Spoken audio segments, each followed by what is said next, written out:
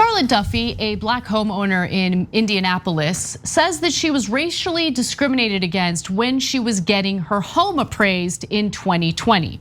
Now, when you get your home appraised, obviously you have a ballpark figure in your mind. You can look at comps in the area. How much do other homes in the neighborhood cost? When was the last time they were remodeled? And you kind of have a good idea, a good sense of what your home can be appraised for.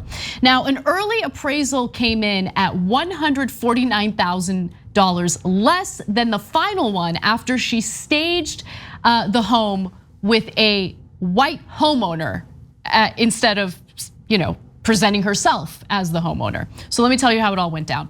During the early months of the coronavirus pandemic last year, the first two appraisers who visited Duffy's home just west of downtown Indianapolis valued it at $125,000 and $110,000 respectively.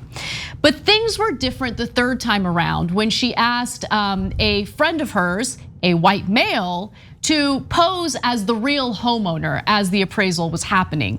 Duffy, who's African American, communicated with the appraiser strictly via email, stripped her home of all signs of her racial and cultural identity, and had the white husband of a friend stand in for her during the appraiser's visit.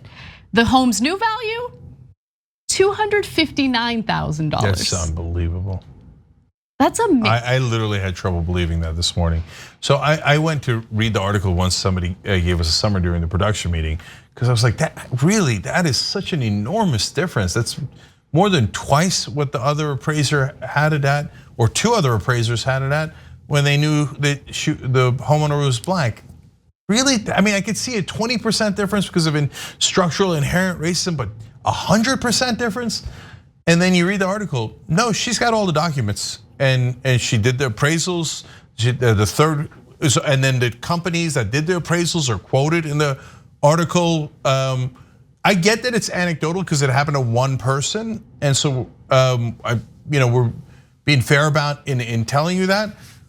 But did it happen? It definitely happened, and she also has the property values of the houses around her, and that's why it didn't make any sense. And so why did she do this anyway? She was trying to get money out of the house because she'd built up some value in the house, and prices had gone up. As we've discussed on the show many times, housing prices are going up everywhere, and they had in her case as well. And she was thinking of buying her grandmother's house so it could stay in the family with that extra money. But she was denied when they thought she was black.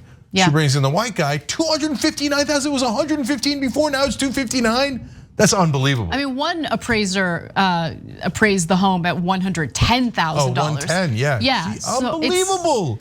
It's insane. I mean, but you mentioned that this is anecdotal, but of course this is a trend that we're seeing with black homeowners, not just in how their homes are appraised, but also in the interest rates that they get when they're approved for a mortgage. So for instance, during the process, Duffy said that she had also been quoted interest rates of 4%, 3.75%, and 5%. By comparison, Duffy said the interest rate on her current mortgage loan was 3.9%. And remember, this is all happening when interest rates are like dropping significantly in the housing market, especially, right?